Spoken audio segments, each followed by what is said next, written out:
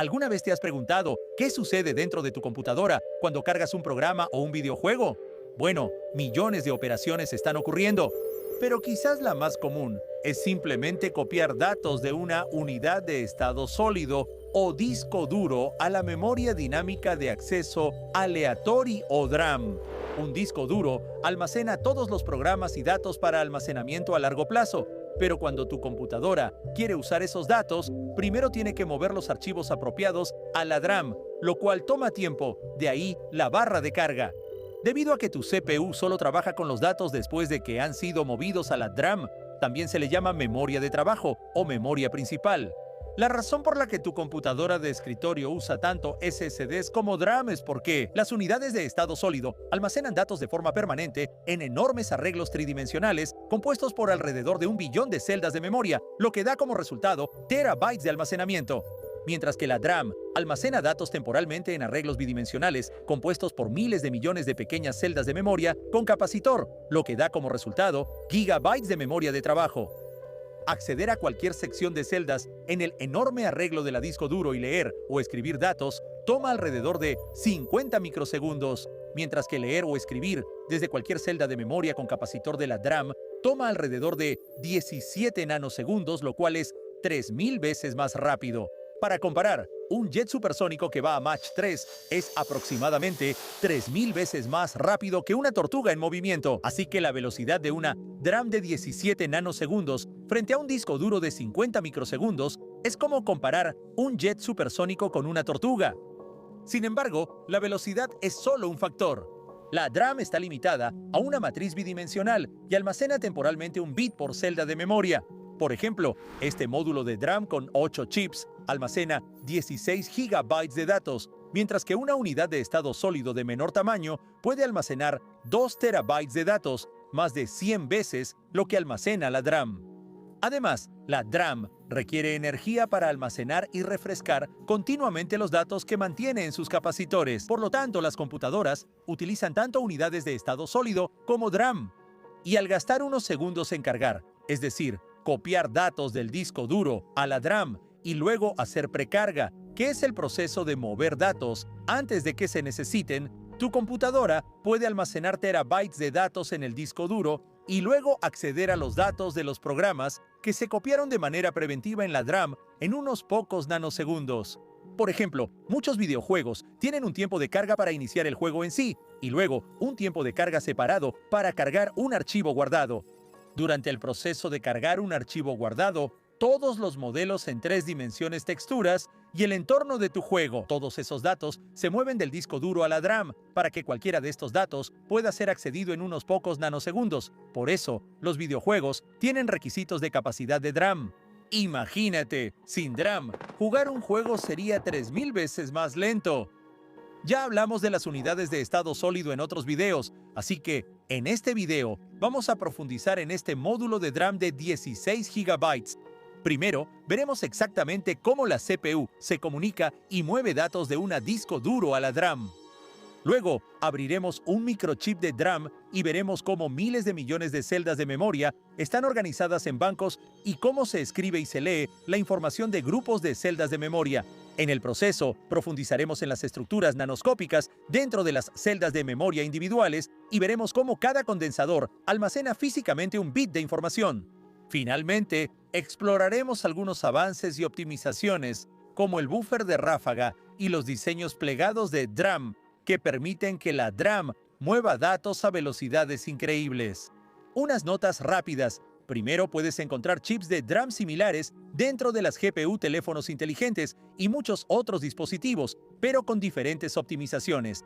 Por ejemplo, la DRAM de GPU o VRAM, que se encuentra alrededor del chip de la GPU, tiene un mayor ancho de banda y puede leer y escribir simultáneamente, pero opera a una frecuencia más baja. Y la DRAM en tu teléfono inteligente está apilada sobre el CPU y está optimizada para un encapsulado más pequeño y un menor consumo de energía.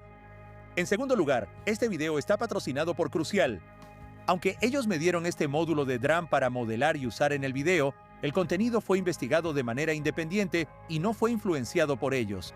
En tercer lugar, hay estructuras de memoria más rápidas en tu CPU, llamadas memoria caché, y registros aún más rápidos. Todos estos tipos de memoria crean una jerarquía de memoria donde el principal equilibrio es entre la velocidad y la capacidad, mientras se mantienen los precios accesibles para los consumidores y se optimiza el tamaño de cada microchip para su fabricación. En cuarto lugar, puedes ver cuánta de tu DRAM está siendo utilizada por cada programa, abriendo el monitor de recursos de tu computadora y haciendo clic en memoria. Quinto, existen diferentes generaciones de DRAM y vamos a explorar DDR5. Muchos de los conceptos clave que explicamos aplican a generaciones anteriores, aunque los números pueden ser diferentes. Sexto, 17 nanosegundos es increíblemente rápido. La electricidad viaja a aproximadamente 1 pie por nanosegundo y 17 nanosegundos es más o menos el tiempo que le toma a la luz cruzar una habitación. Finalmente, este video es bastante largo, ya que cubre mucho de lo que hay que saber sobre la DRAM. Recomendamos verlo primero a velocidad de 1.25 y luego una segunda vez a velocidad de 1.5 para comprender completamente esta tecnología compleja. Quédate con nosotros, porque este va a ser un video increíblemente detallado. Para empezar, una barra de DRAM también se llama módulo de memoria en línea dual, o DIMM. Y hay 8 chips de DRAM en este DIMM en particular. En la tarjeta madre hay 4 ranuras para DRAM, y cuando se conecta, la DRAM está directamente conectada al CPU a través de 2 canales de memoria que pasan por la tarjeta madre. Nota que las 2 ranuras de DRAM de la izquierda comparten estos canales de memoria y las 2 de la derecha comparten un canal separado. Vamos a movernos para ver dentro del CPU, en el procesador. Junto con numerosos núcleos y muchos otros elementos, encontramos el controlador de memoria que administra y se comunica con la DRAM. También hay una sección separada para comunicarse con los discos duros conectados a las ranuras M2 y con los discos duro y discos duros conectados a los conectores SATA. Usando estas secciones, junto con las tablas de mapeo de datos, el CPU administra el flujo de datos desde el disco duro hacia la DRAM, así como desde la DRAM hacia la memoria caché, para que los núcleos los procesen. Regresemos para ver los canales de memoria. Para DDR5, cada canal de memoria se divide en 2 partes, canal A y canal B. Estos 2 canales de memoria, A y B, transfieren de manera independiente 32 bits a la vez, usando 32 cables de datos. Usando 21 cables adicionales, cada canal de memoria lleva una dirección que especifica dónde leer o escribir datos, y usando 7 cables de señales de control, se transmiten los comandos. Las direcciones y los comandos se envían y se comparten entre los 4 chips en el canal de memoria, los cuales trabajan en paralelo. Sin embargo, las líneas de datos de 32 bits se dividen entre los chips, por lo que cada chip solo lee o escribe 8 bits a la vez.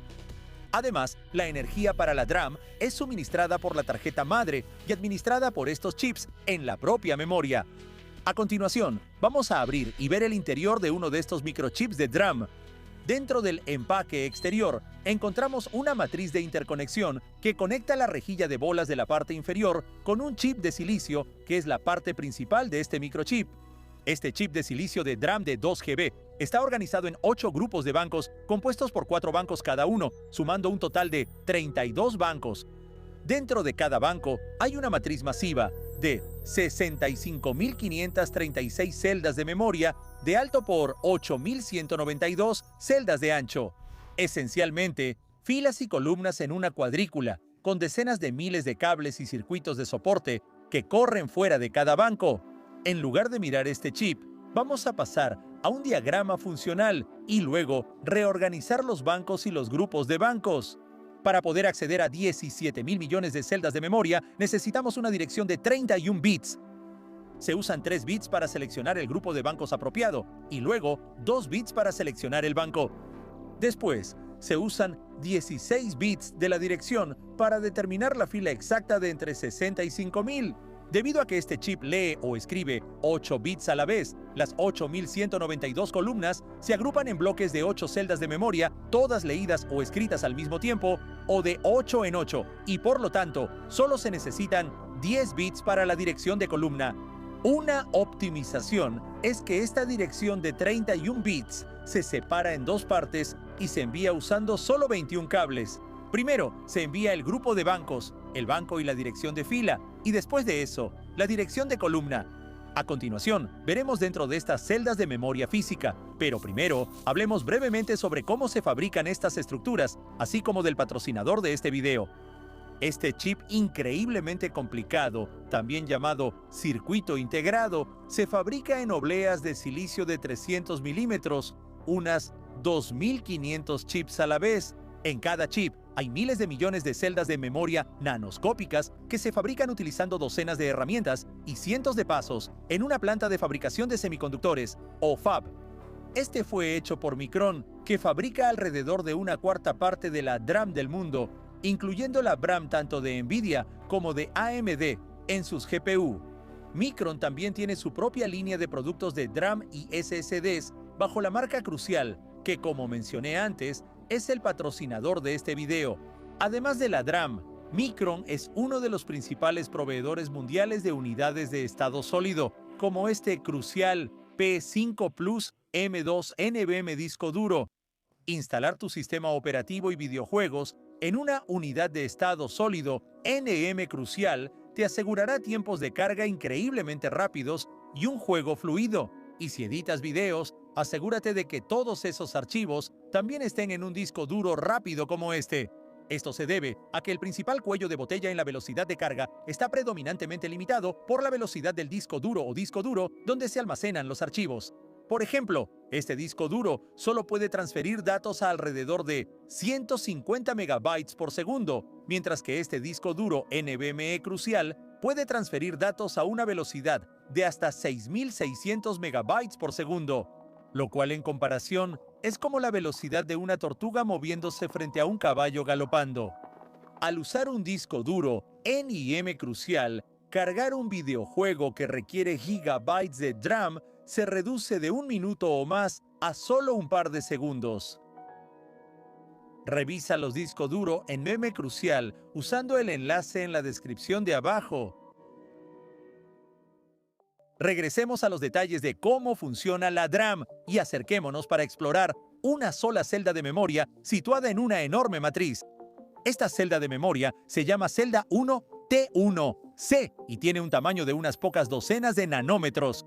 Tiene dos partes, un capacitor para almacenar un bit de datos en forma de cargas eléctricas o electrones y un transistor para acceder y leer o escribir datos. El capacitor tiene la forma de una trinchera profunda excavada en silicio y está compuesto por dos superficies conductoras, separadas por un aislante o barrera dieléctrica. Tiene solo unos pocos átomos de grosor, lo que detiene el flujo de electrones, pero permite que los campos eléctricos lo atraviesen. Si este capacitor se carga con electrones a 1 voltio, es un 1 binario. Y si no hay cargas presentes y está a 0 voltios, es un 0 binario. Así, esta celda solo almacena un bit de datos. Los diseños de capacitores están en constante evolución, pero en este capacitor de trinchera se utiliza la profundidad del silicio para permitir una mayor capacidad para almacenar carga, ocupando la menor área posible. Ahora, veamos el transistor de acceso y agreguemos dos cables. El cable de la línea de palabra se conecta a la compuerta del transistor, mientras que el cable de la línea de bit se conecta al otro lado del canal del transistor. Al aplicar un voltaje a la línea de palabra, se enciende el transistor, y mientras está encendido, los electrones pueden fluir a través del canal, conectando así el capacitor a la línea de bit. Esto nos permite acceder y cargar el capacitor para escribir un 1 o descargar el capacitor para escribir un 0. Además, podemos leer el valor almacenado en el capacitor midiendo la cantidad de carga. Sin embargo, cuando la línea de palabra está apagada, el transistor está apagado y el capacitor queda aislado de la línea de bit. Así se guarda el dato o la carga que se escribió previamente. Nota que, debido a que este transistor es increíblemente pequeño, de solo unas pocas docenas de nanómetros de ancho, los electrones se filtran lentamente a través del canal y, por lo tanto, con el tiempo, el capacitor necesita ser refrescado para recargar los electrones que se han filtrado. Más adelante veremos exactamente cómo funciona el refresco de las celdas de memoria. Como mencioné antes, esta celda de memoria 1T1C es una de 17.000 millones dentro de este único dado de silicio y está organizada en enormes arreglos llamados bancos. Así que vamos a construir un pequeño arreglo con fines ilustrativos. En nuestro arreglo, cada una de las líneas de palabra está conectada en filas y luego las líneas de bit están conectadas en columnas. Las líneas de palabra y las líneas de bit están en diferentes capas verticales, así que una puede cruzar sobre la otra y nunca se tocan. Vamos a simplificar la imagen y usar símbolos para los capacitores y los transistores. Igual que antes, las líneas de palabra se conectan a la compuerta de control de cada transistor en filas, y luego todas las líneas de bit y columnas se conectan al canal opuesto a cada capacitor. Como resultado, cuando una línea de palabra está activa, todos los capacitores en solo esa fila se conectan a sus líneas de bit correspondientes, activando así todas las celdas de memoria en esa fila. En cualquier momento, solo una línea de palabra está activa, porque si más de una línea de palabra estuviera activa, entonces múltiples capacitores en una columna se conectarían a la línea de bit, y las funciones de almacenamiento de datos de estos capacitores interferirían entre sí, volviéndolos inútiles. Como se mencionó antes, dentro de un solo banco hay 65.536 filas y 8.192 columnas, y la dirección de 31 bits se usa para activar un grupo de solo 8 celdas de memoria. Los primeros 5 bits seleccionan el banco y los siguientes 16 bits se envían a un decodificador de filas para activar una sola fila. Por ejemplo, este número binario activa la línea de palabra de la fila 27.524, encendiendo así todos los transistores en esa fila y conectando los 8.192 capacitores a sus líneas de bits. Al mismo tiempo, las otras aproximadamente 65.000 líneas de palabra están apagadas. Aquí está el diagrama lógico de un decodificador simple. Los 10 bits restantes de la dirección se envían al multiplexor de columnas. Este multiplexor recibe las 8.192 líneas de bits en la parte superior y, dependiendo de la dirección de 10 bits, conecta un grupo específico de 8 líneas de bits a los 8 cables de entrada y salida I/O en la parte inferior. Por ejemplo, si la dirección de 10 bits fuera esta, entonces solo las líneas de bits de la 4784 a la 4791 estarían conectadas a los cables I/O, y el resto de las aproximadamente 8.000 líneas de bits no estarían conectadas a nada. Aquí está el diagrama lógico de un multiplexor simple. Ahora tenemos los medios para acceder a cualquier celda de memoria en este enorme arreglo. Sin embargo, para entender las 3 operaciones básicas, leer, escribir y refrescar, vamos a agregar 2 elementos a nuestro diseño: un amplificador de detección al final de cada línea de bits y un controlador de lectura y escritura fuera del multiplexor de columnas. Veamos cómo se lee desde un grupo de celdas de memoria. Primero, la orden de lectura y la dirección de 31 bits se envían desde la CPU a la DRAM. Los primeros 5 bits seleccionan un banco específico. El siguiente paso es apagar todas las líneas de palabra en ese banco, aislando así todos los capacitores, y luego precargar las aproximadamente 8.000 líneas de bits a 0.5 voltios. Después, la dirección de fila de 16 bits activa una fila, y todos los capacitores en esa fila se conectan a sus líneas de bits.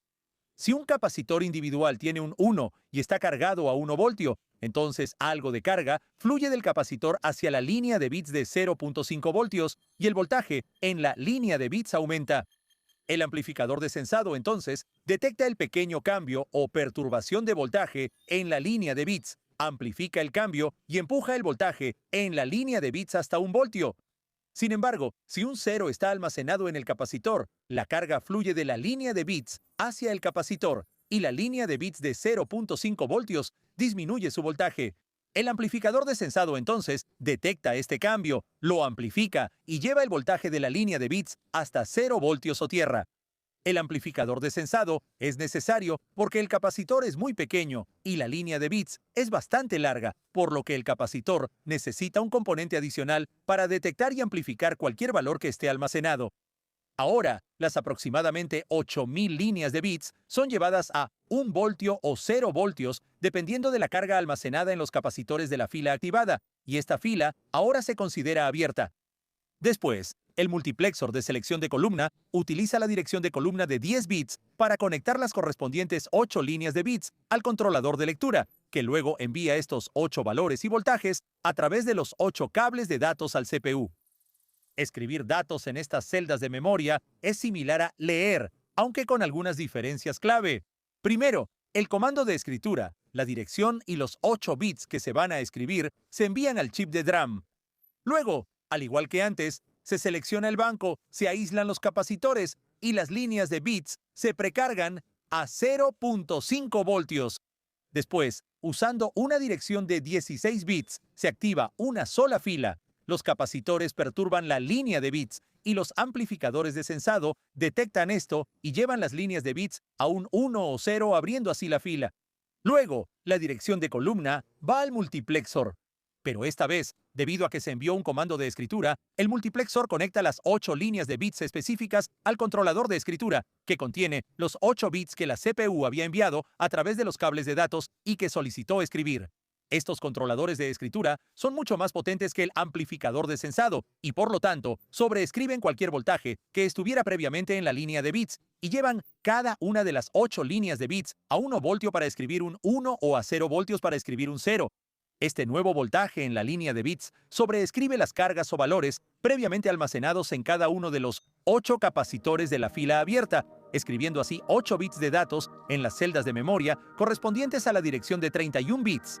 3 notas rápidas. Primero, como recordatorio, la escritura y la lectura ocurren de manera simultánea en los 4 chips del canal de memoria compartido, usando la misma dirección de 31 bits en los cables de comando, pero con diferentes cables de datos para cada chip. Segundo, con DDR5 para un 1 binario, el voltaje es en realidad de 1.1 voltios. Para DDR4 es de 1.2 voltios.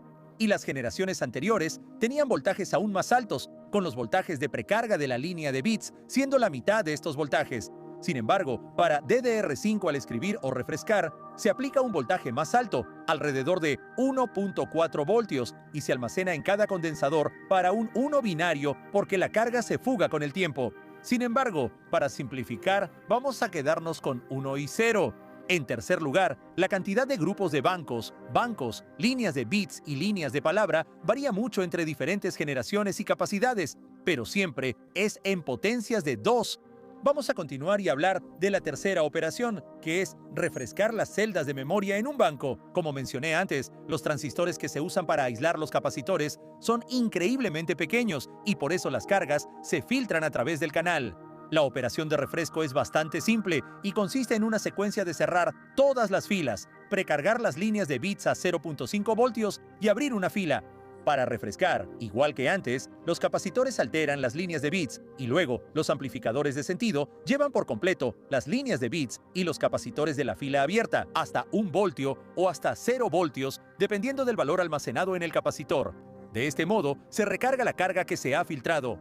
Este proceso de cerrar la fila, precargar, abrir y usar el amplificador de sentido ocurre fila tras fila, tomando 50 nanosegundos por cada fila hasta que se refrescan las aproximadamente 65.000 filas, tardando un total de unos 3 milisegundos en completarse.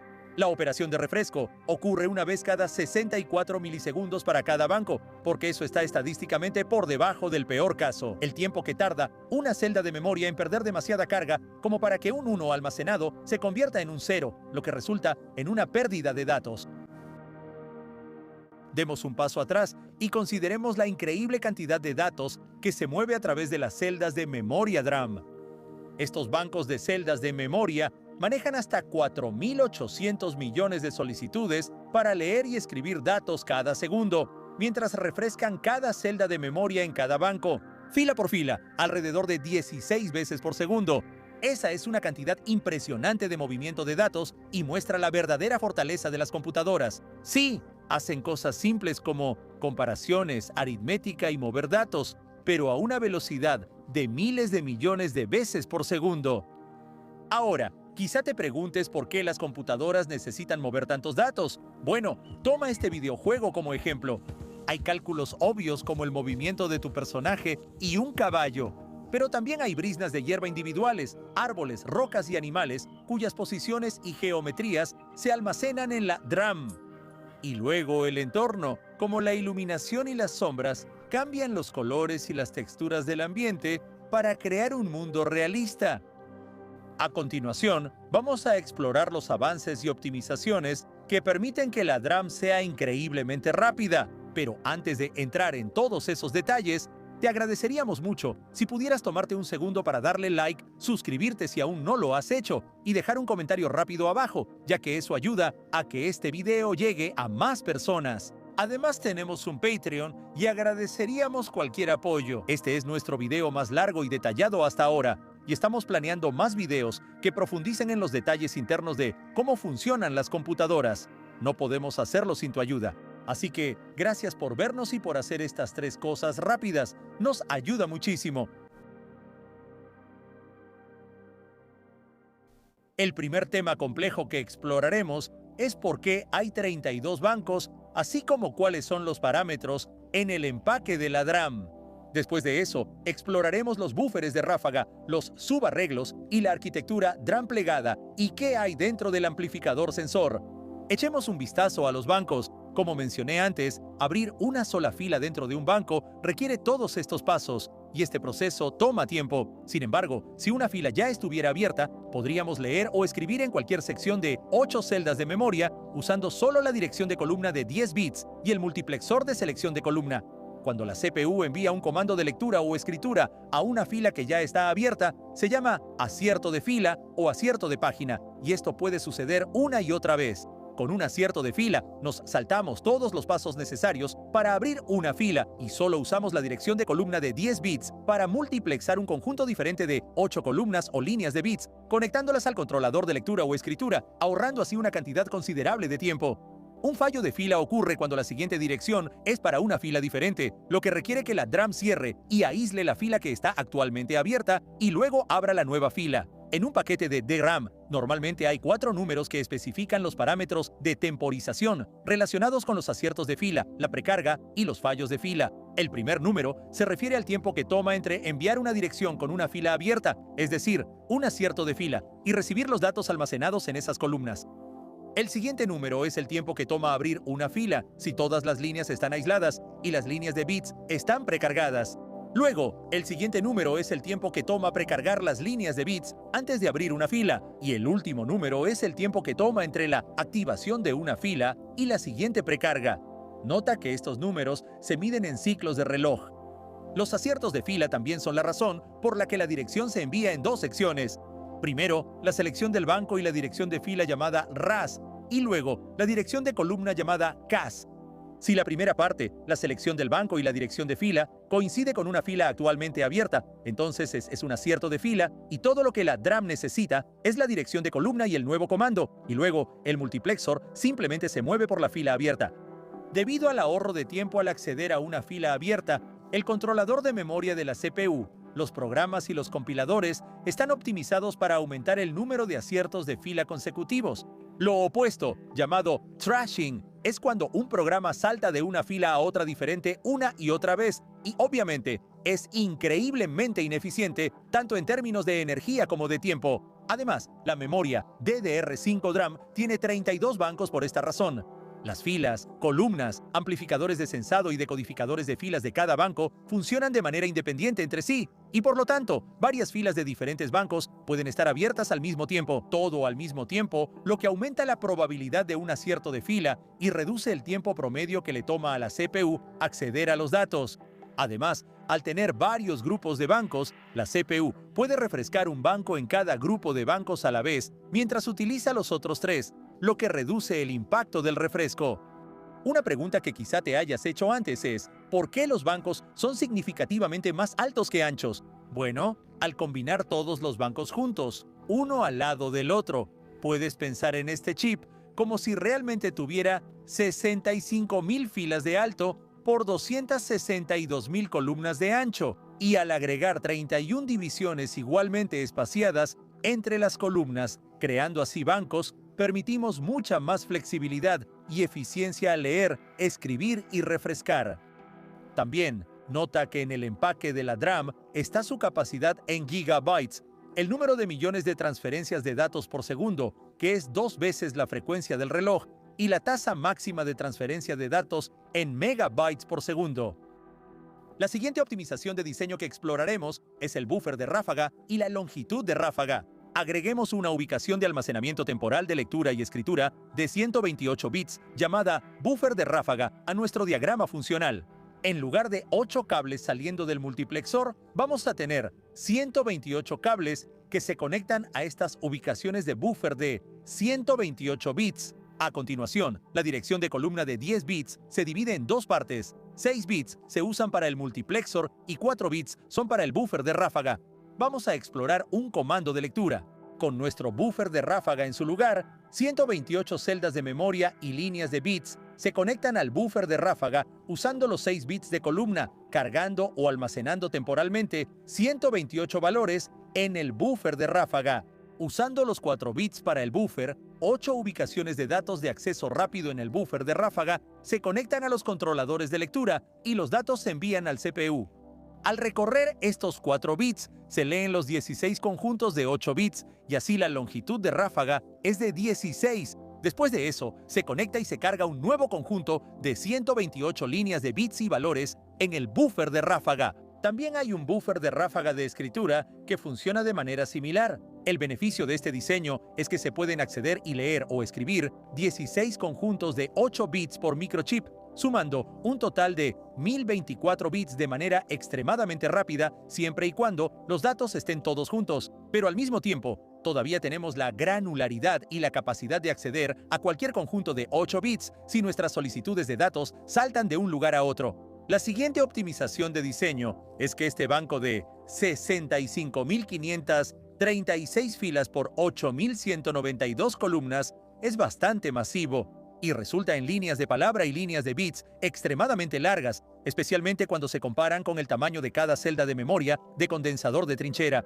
Por lo tanto, el arreglo masivo se divide en bloques más pequeños, de 1024 por 1024, con amplificadores de sensado intermedios debajo de cada uno. Subarreglo y subdivisión de líneas de palabra, utilizando un esquema jerárquico de decodificación de filas. Al subdividir las líneas de bits, se reduce la distancia y la cantidad de cable a la que cada pequeño capacitor está conectado mientras perturba la línea de bits hacia el amplificador de sensado, y así el capacitor no tiene que ser tan grande. Al subdividir las líneas de palabra, se reduce la carga capacitiva de aproximadamente 8.000 compuertas y canales de transistores, y así se disminuye el tiempo que toma encender todos los transistores de acceso en una fila. El último tema del que vamos a hablar es el más complicado. ¿Recuerdas cómo teníamos un amplificador de sensado conectado a la parte inferior de cada línea de bits? Bueno, esta optimización tiene 2 líneas de bits por columna que van a cada amplificador de sensado y filas alternas de celdas de memoria conectadas a las líneas de bits izquierda y derecha, duplicando así el número de líneas de bits. Cuando una fila está activa, la mitad de las líneas de bits están activas, mientras que la otra mitad están pasivas, y viceversa cuando la siguiente fila está activa. Bajando para ver dentro del amplificador de sensado, encontramos un inversor acoplado en cruz. ¿Cómo funciona esto? Bueno, cuando la línea de bits activa es un 1, la línea de bits pasiva será llevada por este inversor acoplado en cruz al valor opuesto de 0. Y cuando la activa es un 0, la pasiva se convierte en un 1. Nota que la línea de bits pasiva invertida no está conectada a ninguna celda de memoria y por lo tanto no altera ningún dato almacenado. El inversor acoplado en cruz hace que estas dos líneas de bits siempre sean opuestas entre sí y se les llama un par diferencial. Hay 3 beneficios en este diseño. Primero, durante el paso de precarga, queremos llevar todas las líneas de bits a 0.5 voltios y al tener un par diferencial de líneas de bits activas y pasivas, la solución más fácil es desconectar los inversores acoplados en cruz y abrir un canal entre los dos usando un transistor. La carga fluye fácilmente de la línea de bits con 1 a la de 0, y ambas se promedian y se estabilizan en 0.5 voltios. Los otros 2 beneficios son la inmunidad al ruido y una reducción en la capacitancia parasitaria de la línea de bits. Estos beneficios están relacionados con el hecho de que, al crear 2 cables eléctricos con cargas opuestas, con campos eléctricos que van de uno al otro, reducimos la cantidad de campos eléctricos emitidos en direcciones no deseadas. Y, relacionado con esto, aumentamos la capacidad del amplificador de sensado para amplificar una línea de bits a 1 voltio y la otra a 0 voltios. Una nota final es que, al hablar de DRAM, un tema importante es la temporización de las direcciones, las señales de comando y los datos, y los acrónimos relacionados DR o doble tasa de datos y SDRAM o DRAM síncrona. Estos temas se omitieron de este video porque habría tomado 15 minutos adicionales explorarlos adecuadamente. Eso es prácticamente todo sobre la DRAM y estamos agradecidos de que hayas llegado hasta esta parte del video.